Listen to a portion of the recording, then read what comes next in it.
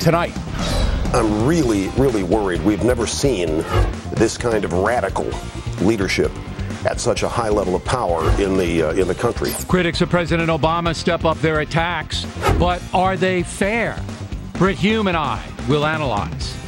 We are not throwing them to the wolves of the insurance industry without an option for them to choose. What I would call not the public option, but the consumer option. The Wall Street Journal says Nancy Pelosi's Obamacare bill could be the worst piece of legislation ever. Neil Cavuto will weigh in. From the lies told by United States presidents to the lies told by the United States media.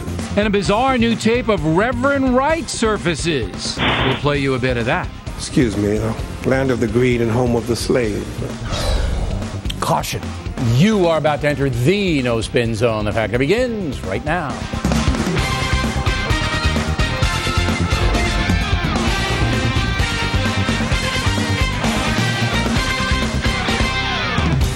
Hi, I'm Bill O'Reilly. Thank you for watching us tonight. Criticizing President Obama, that is the subject of this evening's Talking Points memo. There are basically two camps when it comes to not liking Barack Obama. The first group is made up of conservatives who basically see the president as a far-left guy who's been on changing America forever.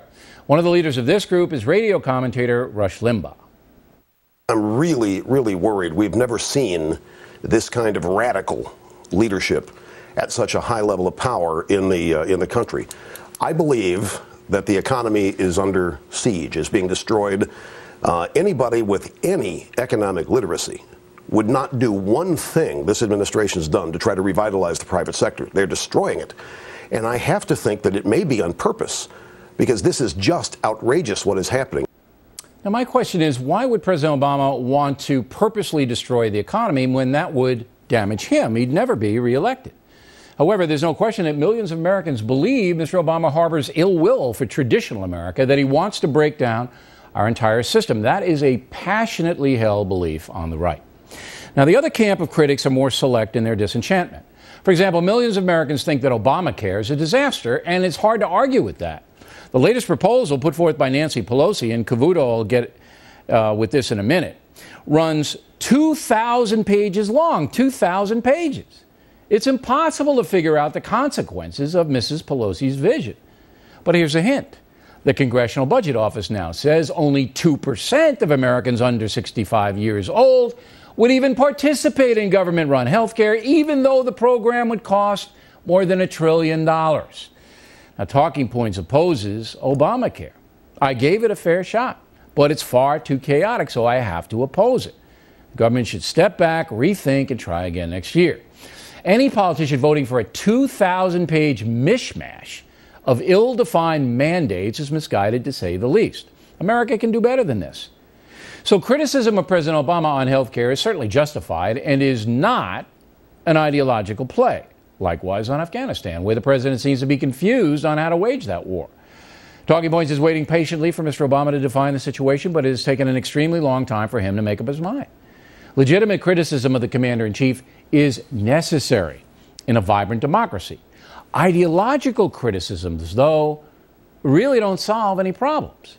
So Talking Points will continue to evaluate President Obama on a case-by-case basis, using facts instead of emotion to analyze his actions. By the way, I do not think the president wants to purposely destroy the economy. And that's the memo. Now for the top story tonight, reaction. Joining us from Washington, Fox News senior political analyst BRIT HUME. Do you think he wants to purposely destroy the economy? Well, if by that, Bill, you mean dismantle the entire economy, obviously not. No president who did that, just as you say, could ever be reelected, and unemployment would go through the moon. We'd have no wealth at all. If, on the other hand, what Rush Limbaugh was getting at by saying that was that he wants to do away with the economy as we have recently known it, basically a lower tax system than we see elsewhere around the world, more lightly regulated, a more freewheeling capitalist economy, well, that's a different matter entirely. But that's not what he said. He would like to do with that. If you listen to Mr. Limbaugh closely, he said, look, no economist worth a damn would take any of these moves, the bailouts, all of that stuff. That's not exactly true. I mean, Lawrence Summers and these guys are brilliant guys. They may be wrong, but certainly they're not idiots. And then he said, and this is a widely held belief, if you listen to talk radio, It's a widely held belief on the right that President Obama's ultimate goal is to turn a nation into a socialist country, and he wants to dismantle a capitalistic system. BRIT, that's all over the place. Well, that is all over the place, and certainly the consequences of policies that the president has adopted would lead us more in that direction. We'd be, as I say, more heavily taxed, a more heavily regulated economy, an economy that gets more of its direction from Washington and from politicians than has traditionally been the case. That would certainly be some of the effect of Obamacare. So if he needs to move the nation more in that direction, certainly that's true. Whether he wants to take us all the way to a pure socialist economy, I would certainly have doubts about that. Okay, now you're not an ideologue. You have strongly held beliefs, but I've never heard you analyze a situation from a conservative or liberal viewpoint. I mean, you don't do that. Do you object when that's done? Well, no, because I think it's a perfectly appropriate thing to do. I mean, people believe in their ideologies in America, I think, for practical reasons, because they think that for example, freewheeling capitalism, high degree of individual liberty is better for the country. Right. Better for the country. Strong national defense, the things that we associate with conservatism. Liberals believe, on the other hand, that leaves the door open to too much injustice and too much inequality and too much danger of involving us in conflicts around the world that we shouldn't be involved in, and that we're better off going in another direction. Those are honest ideological differences, and they don't spring necessarily from selfish motives. But here's my problem with it. Let's take the health care bill, okay? There are left-wing people in this country who will support any kind of government health care bill that comes down.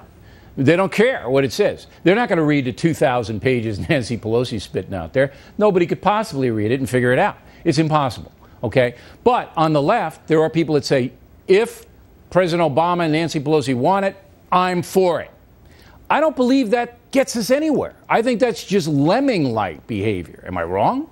Well, people, I think, sense a direction.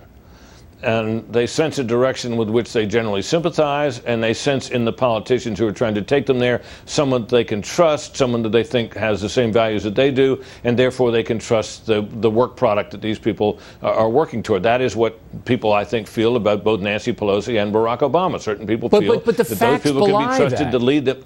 Well, the facts belie. Look, you got 2,000 pages, okay? Have you seen this thing? It is incomprehensible. Oh, it's a behemoth. But not only is it a behemoth, it's incomprehensible. You don't know what they're saying. They can't say it so that anybody can understand it. So any American is going to go, I'm not going to support something that's going to cost $1 trillion, could put the country in bankruptcy if things don't go well economically. If I don't understand it, would you buy a car you didn't know how to run no matter how long you're in there? No.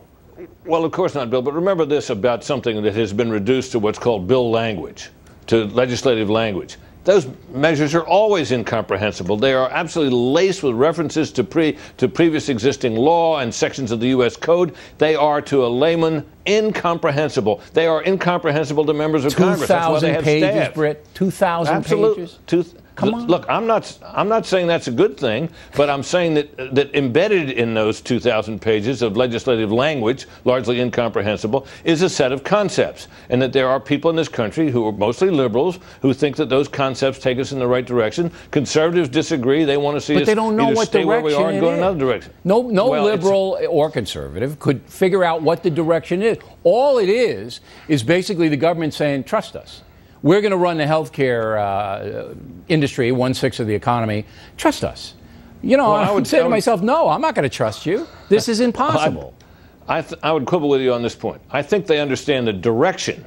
They don't understand, they may not grasp all the specifics, and they certainly don't know, and nobody really can, what the unintended consequences will be, which is what I think a lot of conservatives and opponents of this are worried about, the unintended consequences of change on this scale undertaken all at once in one bill.